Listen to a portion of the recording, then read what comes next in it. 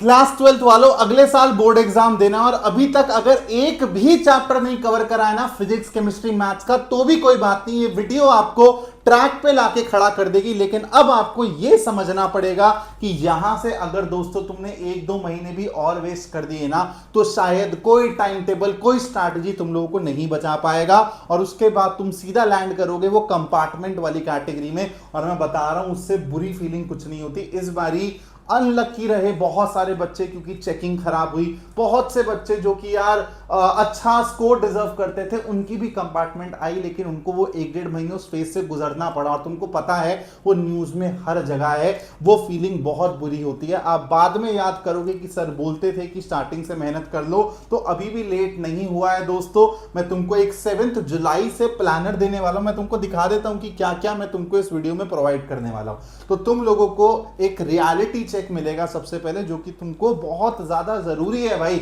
जब तक हम रियलाइज नहीं करेंगे कि हम कितना टाइम वेस्ट कर चुके हैं, हम आगे के टाइम को अच्छे से यूज नहीं कर सकते। तो सबसे पहले तुमको एक रियलिटी चेक मिलेगा, उसके बाद मंथ वाइज प्लानिंग मिलेगी, ठीक है। सिर्फ रियलिटी चेक देके छोड़ नहीं दूंगा, यहां से कम बैक कैसे करना है, जुलाई के क्या टारगेट्स होंगे, अगस्त के क्या टारगेट्स होंगे, सितंबर के, अक्टूबर के सारे टारगेट्स बताऊंगा जो तुमको एज इट इज फॉलो करने हैं। उसके बाद एक तुमको लाइव टाइम टेबल भी बना के दिखाऊंगा मैं, डेली रूटीन 24 घंटे तुमको क्या रूटीन फॉलो करना है लाइव बना के दिखाऊंगा तुमको। यही तुम्हारा सबसे बड़ा प्रॉब्लम है ना कि सर मेरे को समझ नहीं आता कि मैं स्कूल को, सेल्फ स्टडी को, ट्यूशन को कैसे साथ में मैनेज करूं।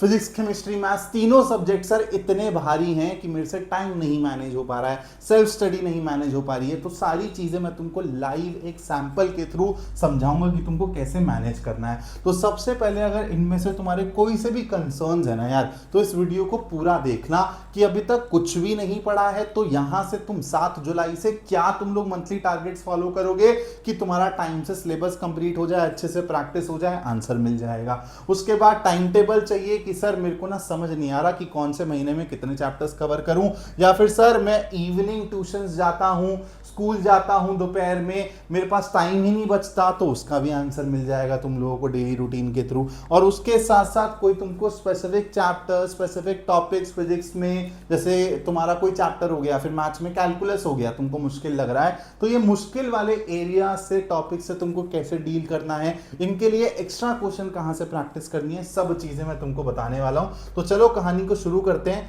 सबसे पहले तुमको फिजिक्स का रियलिटी चेक मिलना चाहिए भाई। ये तुम्हारा कंप्लीट सिलेबस है, ठीक है, छोटा मोटा सिलेबस नहीं है, 10th क्लास नहीं है अभी, छोटा मोटा सिलेबस नहीं है। और मेरे को तुम लोगों को एकदम ऑनेस्टली बताना है कमेंट बॉक्स में कि तुम्हारे कितने चैप्टर्स दोस्तों कवर हो चुके हैं, कितने चैप्टर्स तुम्हारे कवर हो चुके हैं। कमेंट बॉक्स में तुम लिखोगे, फिजिक्स के लिए भी लिखोगे, केमिस्ट्री के लिए भी लिखोगे, मैथ्स के लिए भी लिखोगे, ठीक है। एक कवर हुआ है बेशर्मी से लिख दो, 2 कवर हुआ है बेशर्मी से लिख दो, कोई बात नहीं, कोई जज नहीं कर रहा, लेकिन अपने को पता होना चाहिए कि अब बचे हुए महीने में कितने चैप्टर्स पेंडिंग है। उसके बाद आगे बढ़ते हैं थोड़ा सा। तो यहां पर तुमको केमिस्ट्री का सिलेबस दिख रहा है भाई, केमिस्ट्री का रियलिटी चेक तुमको इस 10 चैप्टर में मिलेगा कि कितने चैप्टर्स कवर हैं, 1, 2 जितने भी हैं प्लीज कमेंट बॉक्स में लिख दो।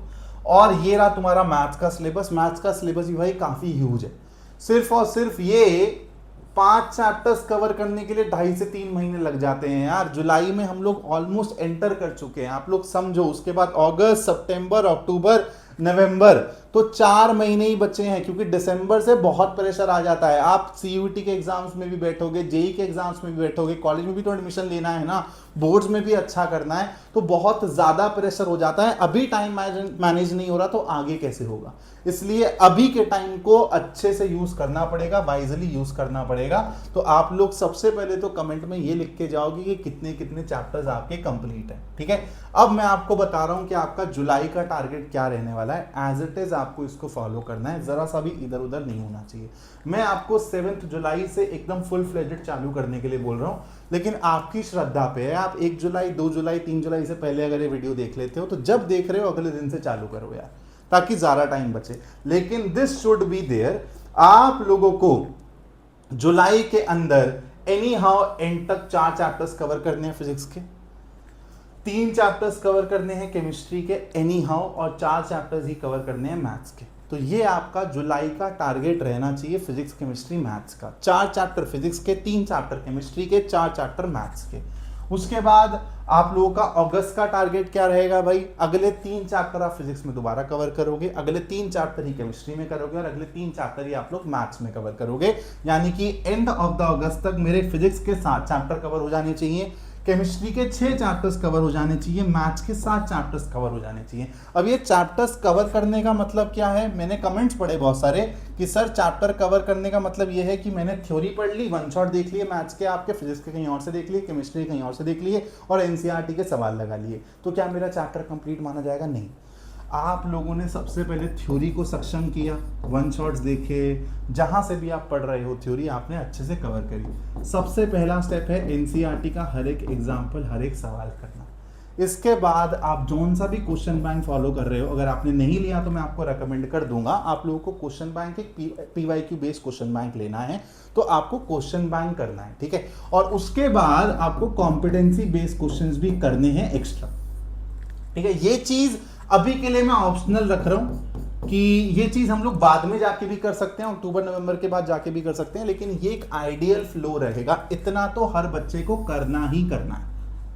और अगर आप लोगों के पास थोड़ा सा ज्यादा एनर्जी है, टाइम है, तो आप लोग यार हर चैप्टर के हिसाब से ना chapter wise competency based questions भी बनाते चलो। क्वेश्चन बैंक नहीं लिया है तो बहुत सिंपल रखना है तुम लोगों को, वही फॉलो करो जो टॉपर्स फॉलो करते हैं। ऑसवाल का क्वेश्चन बैंक फॉलो करो, क्योंकि उसके थ्रू तुम्हारे पीवाईक्यूज भी कवर हो जाएंगे, एग्जाम्पलर बाकी जो इंपॉर्टेंट रेफरेंस बुक्स होती है उसके सिलेक्टेड क्वेश्चंस भी मिल जाएंगे, और कॉम्पिटेंसी बेस्ड क्वेश्चन की भी बुक आती है। मैं तुमको डिस्क्रिप्शन में ना अमेजॉन का लिंक डालूंगा, बस एक काम कर देना, ठीक है। मैं कर नहीं पाया क्योंकि टाइम कम था।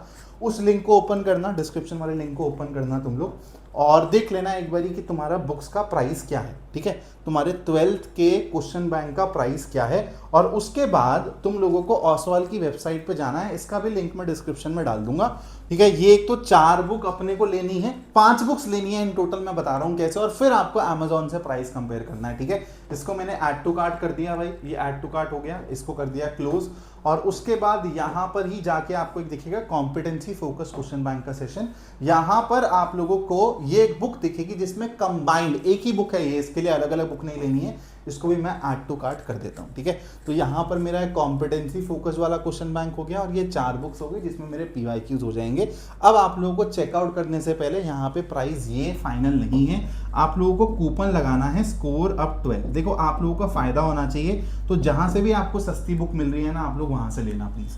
तो यहाँ पर आपका फाइनल प्राइस है 2497, इसी को आप लोग अमेजॉन पे इन 5 बुक्स के प्राइस से कंपेयर करोगे और फटाफट से बुक ऑर्डर मार के चैप्टर वाइज अपनी एक्स्ट्रा क्वेश्चंस प्रैक्टिस करने लगोगे, ठीक है। चलो भाई बैक टू द वीडियो, अपने टारगेट्स पे आ जाते हैं। जुलाई का टारगेट आप लोगों को पता चल गया ना, ठीक है। अगस्त का टारगेट भी मैंने आप लोगों को बता दिया। अब हम थोड़ा सा और आगे चलते हैं, तो अब आपका सितंबर का और अक्टूबर का क्या टारगेट है वो समझ लो भाई। सितंबर में देखो कोई ना एक्स्ट्रा चैप्टर्स नहीं कवर करने हैं, बहुत स्मार्टली ये प्लान आप लोगों को मैं दे रहा हूँ, ऐसा आप लोगों के ऊपर ओवरलोड नहीं कर रहा हूँ चीज़ें। सितंबर में देखो क्या लिखा हुआ है, सितंबर को 2 हाफ में बांटना है, क्योंकि सितंबर में आपके हाफ ईयरली एग्जाम्स भी होते हैं। तो पहला जो 15 दिन होगा सितंबर का, आप प्रॉपरली हाफ ईयरली पे डेडिकेटेड रह के प्रैक्टिस करोगे, और जो ये क्वेश्चन बैंक बताया इसी से प्रैक्टिस करोगे आप। हाफ ईयरली में जो कॉन्फिडेंस गेन करोगे यही प्री बोर्ड में जाएगा और यही बोर्ड एग्जाम में जाएगा, और इंटरनल असेसमेंट्स को लाइटली नहीं लेना है, यही सब मार्क्स बाद में जाके ऐड होते हैं अपने, ठीक है। यहाँ पर आपको पहले हाफ में हाफ ईयरली पे फोकस करना है, और सेकेंड हाफ में आप लोगों को रिवीजन पे फोकस करना है।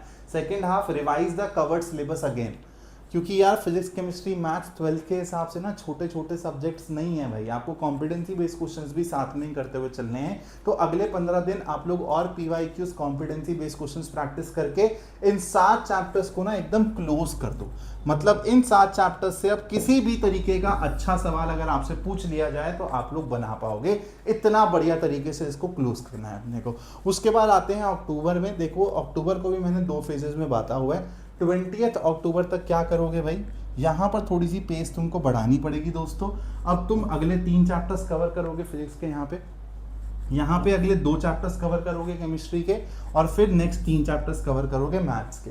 तो ओवरऑल तुम्हारा सिलेबस अब यहाँ तक आ गया होगा। 10 चैप्टर्स हो जाएंगे फिजिक्स के, 8 हो जाएंगे केमिस्ट्री के, और 10 हो जाएंगे तुम्हारे मैथ्स के, ठीक है। अक्टूबर में 20 के बाद क्या करोगे, अब यही जो है यार, ये तुमको अगर टाइम लग जा रहा है ये चैप्टर्स कवर करने के लिए तो तुम इसको 20 के बाद भी ड्रैग कर सकते हो, लेकिन 20 के बाद तुमको रिवीजन और प्रैक्टिस पे फोकस करना है। जो भी नए चैप्टर्स कवर करें उनको क्यूमुलेटिवली उनकी प्रैक्टिस करो, ठीक है। चलो बढ़ते हैं थोड़ा सा और आगे। अब तुमको बताते हैं कि तुमको अगले महीने के अंदर क्या करना है भाई, नवंबर दिसंबर के अंदर क्या करना है। नवंबर के अंदर जो भी तुम्हारा बचे हुए चैप्टर्स है तुम कवर करोगे। एनी हाउ नवंबर में अपने को सिलेबस कवर करना है, rest of the chapter should be covered. थोड़ा सा यहाँ पर अब जान में भी जाना है कि इतना सारा सिलेबस हम लोगों ने टाइमली कवर कर लिया, physics done, chemistry done, maths done. अब यहाँ से हम लोगों को अब स्केल अप करना भाई, रुकना नहीं है, ठीक है। ऐसा नहीं है कि यहाँ से अब हम लोग भाई प्रैक्टिस करना छोड़ देंगे, पढ़ना छोड़ देंगे, मस्ती में आ जाएंगे, नहीं। यहाँ से अपने को स्केल अप करना है, सैम्पल पेपर्स लगाने हैं, चाहे फिजिक्स हो, चाहे केमिस्ट्री हो, चाहे मैथ्स हो, मिनिमम 10 सैम्पल पेपर मेरे को हर एक सब्जेक्ट के लिए लगाने ही लगाने हैं। अभी तक मैं चैप्टर वाइज प्रैक्टिस कर रहा था, फिर मेरे को मिक्स्ड प्रैक्टिस करनी है होल सिलेबस की, जिसके लिए मैथ्स के लिए मैं आपको सामने से बना के दूंगा यार पीडीएफ्स, आप टेंशन मत लो। ईयर वाइज पीवाईक्यूज करने हैं, स्पेशली लास्ट 3 साल के पीवाईक्यूज अपने को करने हैं, बहुत ज़्यादा ज़रूरी हैं। जेईई एस्पिरेंट्स के लिए भी बहुत इंपॉर्टेंट हो जाता है यहाँ पर टाइम मैनेजमेंट करना, क्योंकि आपको बोर्ड एग्जाम्स के हिसाब से भी टाइम देना है और जेईई भी अब आपका नज़दीक है भाई, तो जेईई के हिसाब से भी आपको टाइम मैनेज करना पड़ेगा, ठीक है। इक्वल अटेंशन दो हर एक सब्जेक्ट को, अच्छे सैम्पल पेपर्स खरीदने रहेंगे, क्वालिटी सैम्पल पेपर्स खरीदने रहेंगे। हल्के सैम्पल पेपर खरीद लिए ना तो फिर आप लोग एग्जाम में जाके रिग्रेट करोगे, तो सैम्पल पेपर्स भी मैं आपको बाद में रिकमेंड कर दूंगा, डोंट वरी अबाउट इट। मेरे खुद के बनाए हुए सैम्पल पेपर्स भी हैं मैथ्स के। फिर जनवरी में क्या करेंगे भाई, रिवीजन पे फोकस करेंगे, सैम्पल पेपर्स करते करते टाइम मैनेजमेंट बेटर करने की कोशिश करूंगा, प्रेजेंटेशन पे फोकस करूंगा और सैम्पल पेपर्स ही लगाता जाऊंगा। और यहाँ पर थोड़ा सा एक चीज़ और मैं करूंगा, अपने MCQs, assertion reasons, case study questions और एजर्शन आपके कॉम्पिटेंसी बेस्ड क्वेश्चंस हर एक सेक्शन के थोड़े से ज़्यादा प्रैक्टिस करूंगा, क्योंकि यहाँ पे सीबीएसई मुझे फंसाता है, तो मैं इन सभी सेगमेंट्स में थोड़ी सी प्रैक्टिस अपनी और ज़्यादा ऊपर कर दूंगा, थोड़े से और ज़्यादा क्वेश्चंस प्रैक्टिस करूंगा। यहाँ पर आप एक बैच भी ले सकते हो, अगर आपको 30-45 डेज का कोई प्रैक्टिस बैच लेना है मैथ्स का, फिजिक्स का, केमिस्ट्री का, तो this is the good time कि आप यहाँ पर एक बैच लेके अपनी प्रैक्टिस को एक अच्छा अंजाम भी दे सकते हो। फरवरी में क्या करना है दोस्तों, आप एग्ज़ाम्स के लिए रेडी हो, बस अब आपको एग्ज़ाम से पहले यार, जैसे मान लो कि पहला पेपर मेरा फिजिक्स का है, तो उससे 7-8 दिन पहले मैं सिर्फ फिजिक्स पढ़ूंगा, फिर गैप डेज के हिसाब से मैं हर एक सब्जेक्ट को उठाता रहूँगा। तो फरवरी मेजरली जो है यार, फरवरी में ज़्यादा टाइम मिलता नहीं है, तो आप मान के चलो कि जनवरी तक की आप मेजर प्रैक्टिस करोगे। फरवरी में जितने भी आपको टाइम मिल जाएगा, जहाँ पे आप सारे सब्जेक्ट साथ में लेके चलोगे, मुश्किल से 7-8 दिन मिलेंगे, उसमें हम लोग प्रीवियस ईयर पेपर्स ही लगा रहे होंगे, पीवाईक्यूज पे ही फोकस कर रहे होंगे, या फिर रिविजन पे, थ्योरी को और मजबूत करने पे फोकस कर रहे होंगे, ठीक है। तो ये भाई मोटा मोटा प्लान है जो आपको हर महीने फॉलो करना है। अब मैं आपको बता रहा हूँ कि आपको डेली रूटीन क्या फॉलो करना है, ठीक है। मैंने एक 7 दिन का आप लोगों के लिए टाइम टेबल बना रहा हूँ लाइव, आप लोगों को सीखना है इससे, और इसी को आप लोगों को अपने हिसाब से कस्टमाइज करके बनाना है, ठीक है। मान लो अभी आज जैसे यार मंडे है, मान लेते हैं कि नेक्स्ट मंडे से मेरे को पढ़ना चालू करना है सीरियसली, तो मैंने Monday, Tuesday, Wednesday, Thursday, Friday, Saturday और संडे के हिसाब से टाइम टेबल बनाना है, ठीक है। और मेरे 3 सब्जेक्ट्स हैं जो मेरे को मैनेज करने हैं, मैथ्स, फिजिक्स, केमिस्ट्री, ठीक है। यहाँ पर मैं इसको कॉलम बना देता हूँ फटाफट से, और यहाँ पर ये हो जाएगा मेरा, यहाँ पर ये, तो रोज एंड कॉलम्स बना दो, इनमें अपने टारगेट्स लिखे जाएंगे, ठीक है, जो अपने को करे बिना नहीं उठना है स्टडी टेबल से एनी। सबसे पहले जब भी टाइम टेबल बनाओ, पूरे हफ्ते का आपको आइडिया होता ही है कि स्कूल की छुट्टी किस दिन है, स्कूल में किस दिन ज़्यादा टाइम लगेगा, या फिर अपनी कोचिंग में कब टेस्ट है। तो मान के चलता हूँ कि मेरा यार सैटरडे और संडे को ऑफ है, तो ये मेरे ऑफ डेज हैं जहाँ पर मेरे को स्कूल नहीं जाना है, ठीक है। तो इनमें मैं टारगेट्स थोड़े से अपने ज़्यादा लूँगा।